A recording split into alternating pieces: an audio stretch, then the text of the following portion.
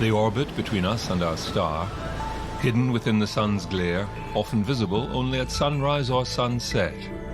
Venus, the first and brightest star in the evening sky, and Mercury fleeting across the solar disk.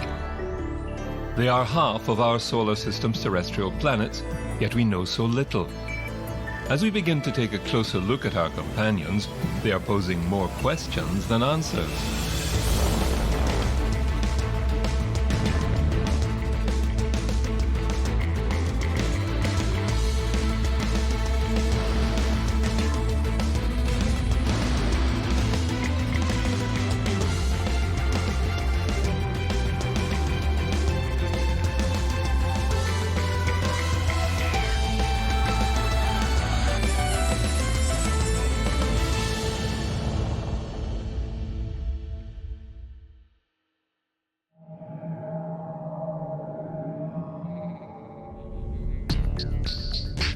This is Mercury, the innermost planet closest to our Sun.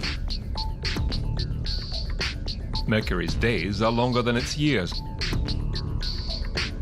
and it has an elliptical orbit from 47 million kilometers at its closest point to 70 million kilometers.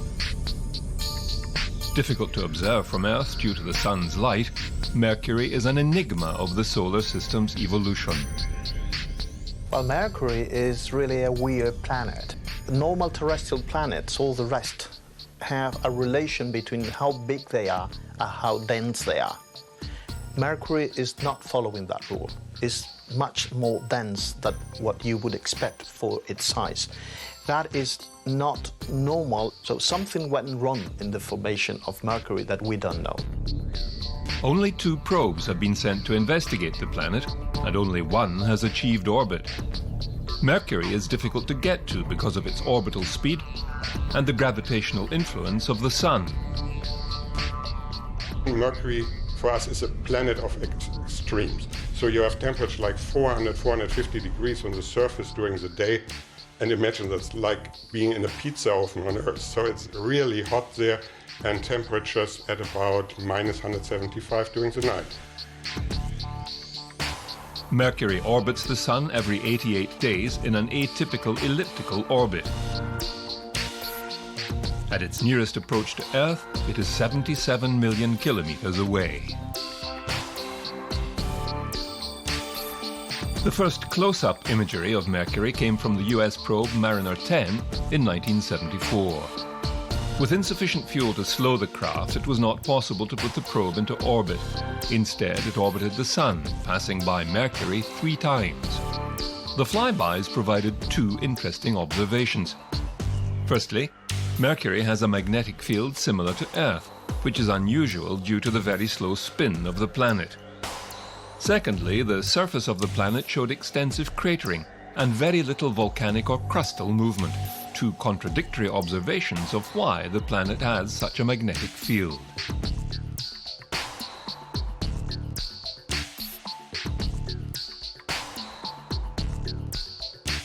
The second and most recent probe is Messenger. Launched in 2004, it made several planetary flybys of Earth, Venus and Mercury to slow down to the correct speeds. It took 6.5 years to reach Mercury and enter orbit in 2011.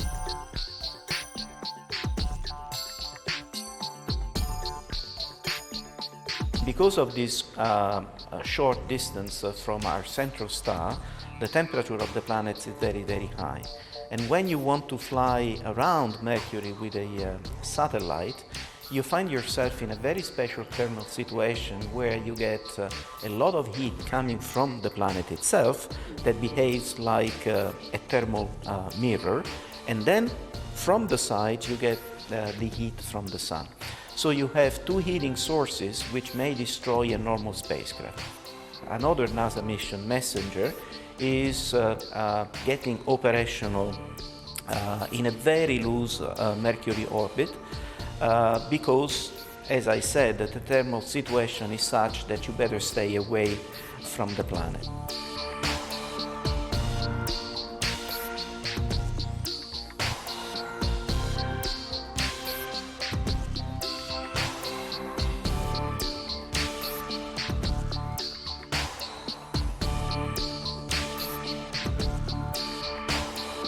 Its primary mission was completed within a year, mapping the entire globe with about 100,000 images. With fuel in reserve, the mission life of the probe was extended.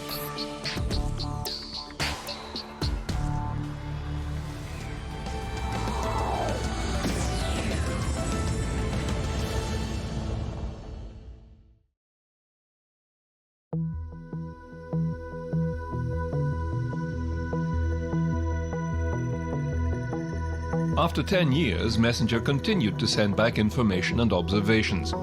Magnetic field data, the magnetosphere, the effects of solar wind plasma, and studies of the atmosphere of Mercury. It is so low in density it is constantly blown off the planet as an exosphere, revealing the likes of sodium, calcium, and magnesium in a trailing tail away from the Sun.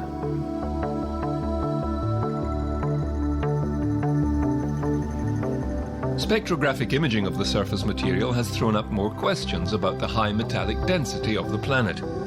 The observations do not fit the standing theories of the planet's evolution, which will have to be completely overhauled.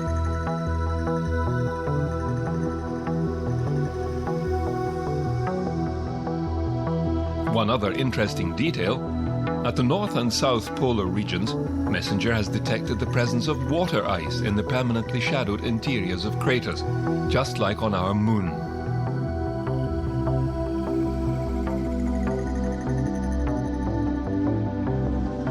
In 2014, the probe was tasked to fly much closer to the surface, as close as 50 kilometers. There it imaged the surface at much greater resolution, hunting for more detailed signs of the planet's geological history.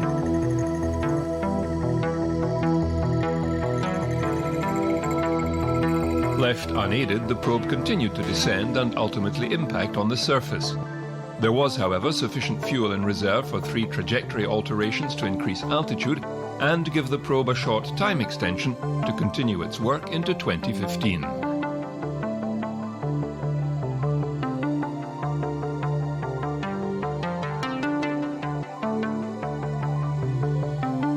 A third mission to Mercury is underway by the European Space Agency and the Japanese agency JAXA. Bepi Colombo is named after the Italian mathematician Giuseppe Bepi Colombo, who first developed the gravity assist maneuver for NASA with the Mariner 10 probe. It consists of 2 orbiters, the ESA Mercury Planetary Orbiter and the Japanese Mercury Magnetospheric Orbiter. What scientists want to do is try to understand the nature of the planet itself. What material is on the surface. We would like to measure temperatures. We would like to see the interaction with the solar wind. Then Mercury has a magnetic field, which is like Earth, a dynamo field. We would like to understand that. The Japanese MMO will focus on the magnetic field environment around the planet, while the ESA probe will focus on the planetary surface.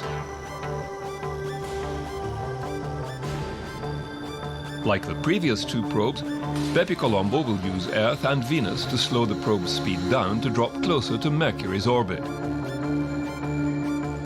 This trajectory will take approximately 7 years to accomplish, with solar electric motors to maintain deceleration. Then a conventional rocket engine will be used for orbital insertion.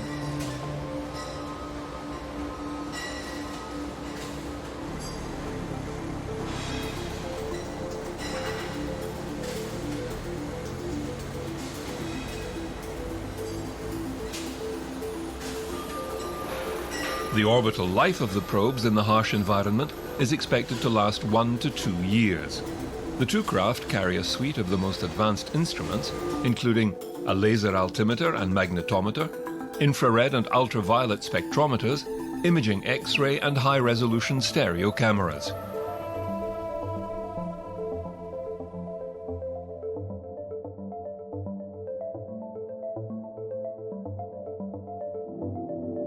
Bepi Colombo is designed to answer specific questions about this planet. Why is the planet so dense? How did it form? Is the planet tectonically active? Why can no iron be identified on the surface? In the absence of any ionosphere, how does the magnetic field interact with the solar wind? How is the magnetic field generated?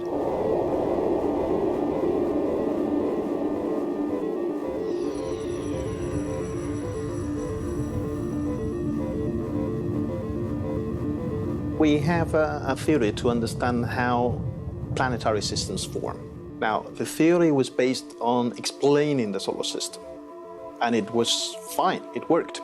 But now, when we have discovered new planets around other stars in the galaxy, the extrasolar planets, they don't fit at all. So something is wrong.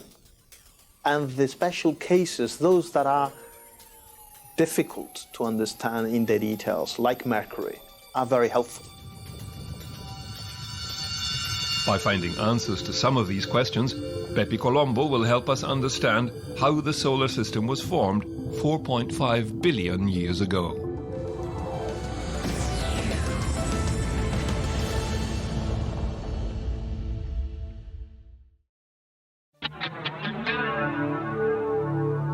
It is the first and brightest star you see at night.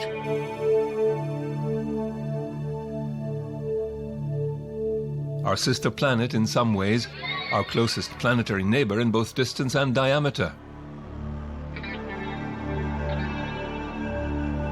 However, Venus is difficult to reach and a very strange world when you get there. In the early days of the solar system, Venus and the Earth must have been very similar. But then something happened and they took a different route in its evolution. Venus is the only planet in the solar system that needs more time to rotate once around its own axis than it rotates around the Sun. There must have been a major disaster in the early history of the planet where it collided with a big other object. And this made it stop its rotation. The problem is that without the protection and without the rotation, the planet lost its water, and so it's completely dry. And this, in the end, led to a horrible greenhouse effect that caused the temperature to rise to the levels that we see One of the main differences between Venus and the Earth is simply that Venus doesn't have a magnetic field. So the way it interacts with the star is completely different. If you want to understand how did Venus get that way, why does Venus not have any ocean, you need to understand the interaction between the star and the planet. The Soviet Union and the United States sent probes with some success. 3 Mariner spacecraft made brief flybys, and the Soviet Veneras entered the atmosphere and touched down, some surviving for minutes. They managed to send back tantalizing images of an almost serene vista. NASA sent 2 more probes, Pioneer Venus 1 and 2, the latter depositing 5 small probes onto the surface. The Soviets continued their program of Venera probes with 4 successful landers and orbiters. A further 2 Russian Vega missions deposited atmospheric probes as they swung by en route to Halley's comet. The atmosphere of Venus is incredibly interesting because it's so different from the Earth's atmosphere. And we'd like to understand what causes these differences, because this might well help our understanding of climate change on planet Earth. There's a very dense atmosphere, to 97% of carbon dioxide, a very strong greenhouse effect, and the temperature down on the surface is more than 450 degrees Celsius. And the surface pressure is 92 bars, so it's almost 100 times more than the Earth. So it's a very, very unpleasant place to be. High up in the clouds, about 100 kilometers from the surface, the wind speeds are very, very high. The wind is traveling at 300 kilometers an hour, and it travels around the Earth, around Venus every 4 to 5 days. So that's one of the things we don't understand, why at the surface the winds are very gentle, and high up the winds are very, very fast. So it's a very different atmosphere to the Earth's atmosphere. 0 and liftoff of Space Shuttle Atlantis. In 1989, the NASA probe Magellan was launched from the payload bay of Atlantis en route to Venus, its 5-year mission to radar map the entire planet's surface.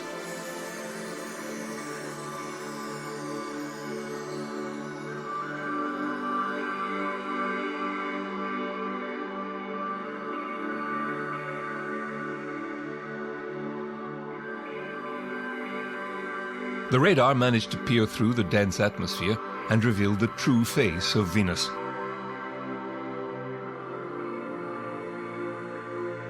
What it showed was a young surface with few craters and mostly covered with volcanic activity, lava flows and large lava plains. Surprisingly, there was little evidence of wind erosion, and the surface plate tectonics were dominated by global rift zones, unlike Earth. To date, that was the last Venus probe from NASA.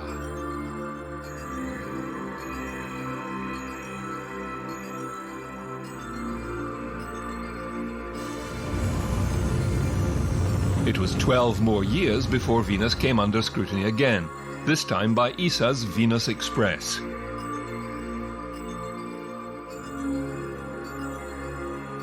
To conserve fuel for a long mission, the probe utilized aerobraking in the Venusian atmosphere to make orbit.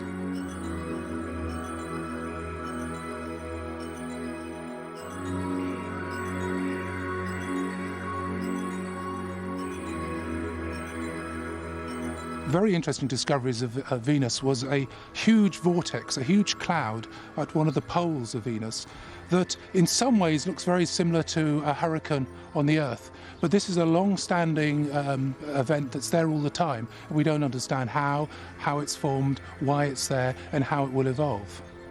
When we arrived at Venus 8 years ago, we detected winds at 300 kilometers per hour, very fast. But what has happened during these years, until now, they have actually increased. We now see winds of 400 kilometers per hour. And we can't really explain why that has happened.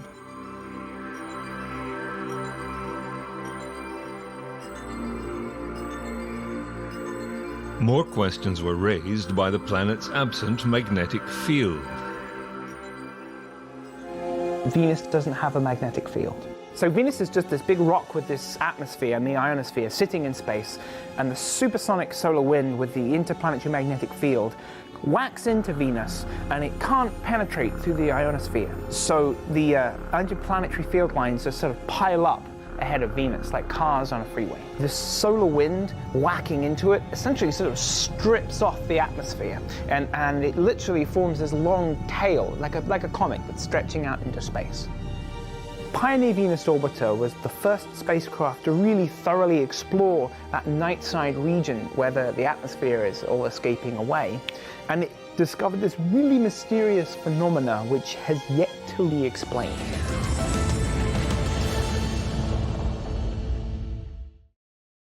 Imagine that we're flying from pole to pole on the night side, so we're feeling the plasma around us, and then suddenly the ionosphere disappears, and then it sort of comes back. And this is what an ionospheric hole is. It's like a chasm in the sky, a big hole where the ionosphere is just absent. So Pioneer Venus Orbiter basically measured inside these things, and we saw that there is very little plasma, and there's all this magnetic field. And from that, they sort of suggested that this is essentially a magnetic structure that's sitting in the night side. I wanted to see if I could go looking for these things with Venus Express. What we saw is essentially this really exciting, strong, straight magnetic field lines that we expected, and really boring plasma signatures. It shows us that this is a magnetic structure, right? This is a tube of interplanetary magnetic field that, well, PVO saw it coming out of the ground, and now we've seen it way out in the tail. So these things really continue out to much higher altitudes than we previously have found them at. As Venus Express neared the end of its mission, scientists made some risky aerobraking maneuvers to bring the probe much lower in orbit to make close-up observations of the planet.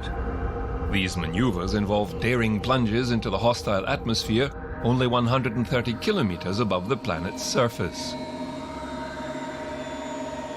For the aerobraking, we wanted the most area possible to get the most friction possible, but that also generates heat.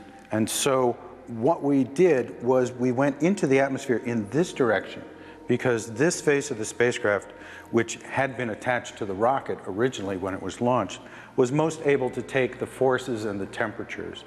We also turned the solar panels so that the side with the actual solar arrays was in the back to maximize the area as we went through the atmosphere, to maximize the amount of friction and to get the most amount of braking. What we saw that was a little unusual is the variability in the pressure, as if there were waves within the atmosphere. And so that possible wave-like structure was not expected, and analyzing that data will keep scientists busy for a little while yet. Venus Express carried a suite of 7 instruments: magnetometer, spectrometer, and several cameras to study the atmospheric winds and surrounding space environment. Venus Express outlived its planned 2-year mission by another 7, and only recently was it directed to ditch into the planet's atmosphere.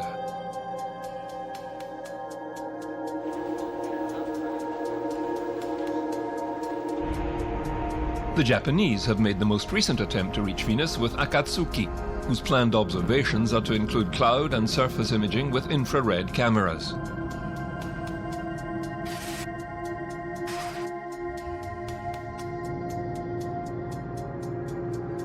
Their main focus is the Venusian meteorology, including confirming the presence of lightning and any current volcanic activity.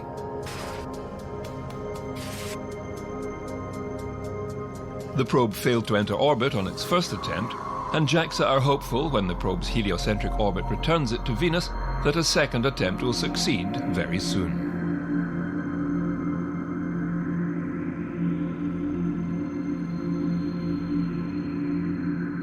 There are many plans afoot to return to Venus. Even a manned mission has been studied by various groups. One such study conducted for NASA produced HAVOC, a high-altitude Venus operational concept. It would rely upon 2 spacecraft sent into Venus orbit, the first unmanned atmospheric descent stage and the second orbital return craft carrying the crew. They would dock, transfer crew to the descent stage, and proceed to deorbit. Once into the upper atmosphere, a parachute would deploy, slowing the descent and allowing the deployment of a dirigible craft to inflate and carry the crew at high altitude.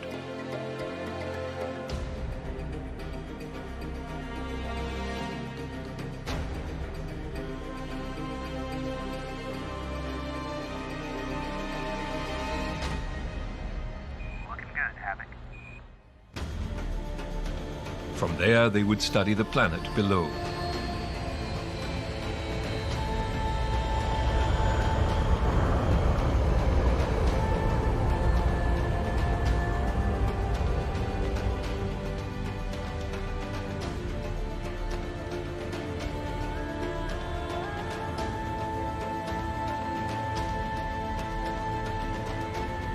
The return journey for the crew would begin with a high-altitude launch back into orbit,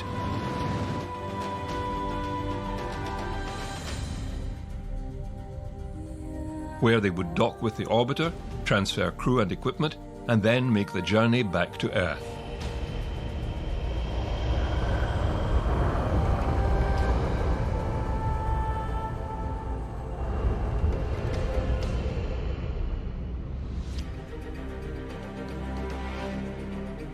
There they could dock with an Orion capsule for the return to Earth.